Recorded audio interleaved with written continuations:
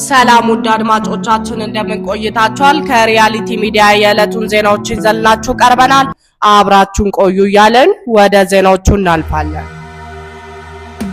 ተቀዳሚ ሙፍቲ ሐጂ ዑመር ኢድሪስ በጠና መታመማቸው ተሰማ። ታላቁ የሃይማኖት አባት ሕክምናቸውን እዚህ ሀገር ውስጥ በሚገኝ ሆስፒታል የተከታተሉ እንደሚገኙ ነው የተገለጸው። ተቀዳሚ ሙፍቲ ሐጂ ዑመር ኢድሪስ ከ2011 ጀምሮ የኢትዮጵያ እስልምና ጉዳዮች ጠቅላይ ምክር ቤት ፕሬዝዳንት በመሆን ለ3 ዓመታት መርተዋል።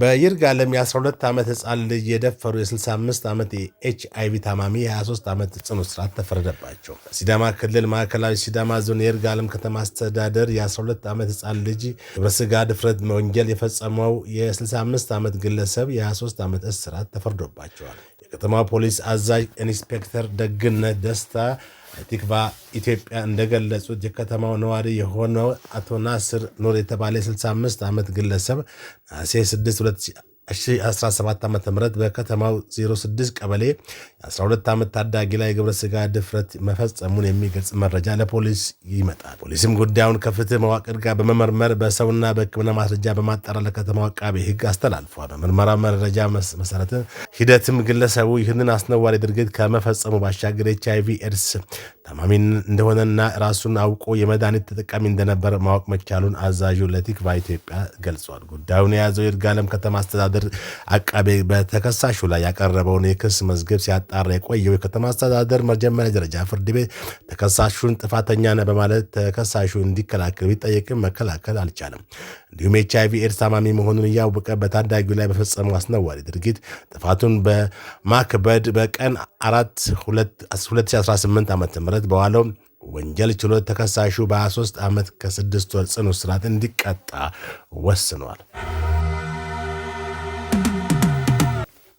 የመንግስት ሰራተኞች ከፈቃዳቸው ውጭ ከደሞዛቸው ገንዘብ እየተቆረጠባቸው ነው ተባለ። ይህም ህገወጥነት አሳሳቢ ነው ተብሏል። ይህንን ያለው የህዝብ እንባ ጠባቂ ተቋም ነው። ተቋሙ ከህግ ውጭ የመንግስት ሰራተኞች ከደሞዛቸው የሚቆረጥባቸው ገንዘብ ነገር አሳሳቢ ደረጃ ላይ ደርሷል ብሏል። የህዝብ እንባ ጠባቂ ተቋም በዚህ ጉዳይ ዙሪያ የተደጋጋሚ ቅሬታ እየቀረበልኝ ነው ሲልም ተናግሯል። ከቅርብ ጊዜያት ወዲህ በሲዳማ ክልል በተለያዩ ወረዳዎች ያሉ መምህራን፣ የጤና ባለሙያዎችና ሌሎች ሰራተኞችን ፈቃዳቸውን ሳይሰጡ ከደሞዛቸው ላይ ገንዘብ እየተቆረጠባቸው መሆኑን ነግረውኛል ብሏል የእንባ ጠባቂ ተቋም።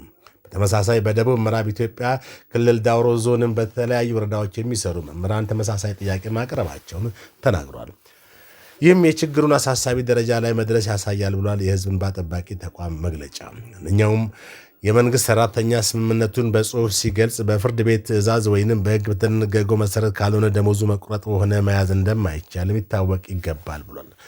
ችግሩ አለ ተብሎ ቅሬታ በቀረበባቸው አካባቢዎችም አስቸኳይ እርምት ሊደረግ ይገባል ሲል የህዝብ እንባ ጠባቂ ተቋም አሳስቧል።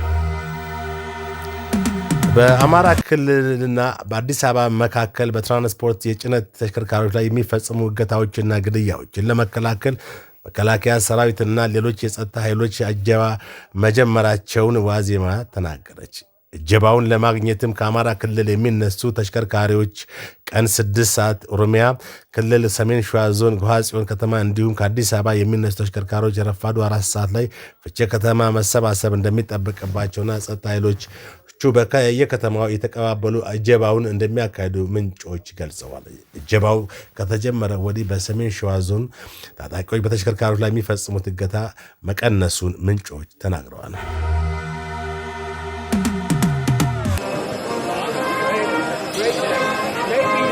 በሐማስ የተመለሱት አራቱም በሕይወት የሌሉት አካላት ከታጋቾች ጋር የሚመሳሰል ዘረመን እንደሌላቸው እስራኤል አስታወቀች።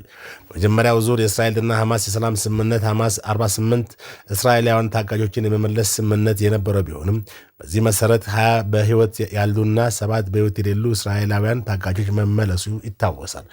ሆኖም ከተመለሱት 7ቱ አራቱ የሚሆኑት በሕይወት የሌሉ ታጋቾች ውስጥ አንዱም በዘረመል ታግተው ከነበሩት ጋር እንደማይመሳሰሉ እስራኤል አስታውቃለች።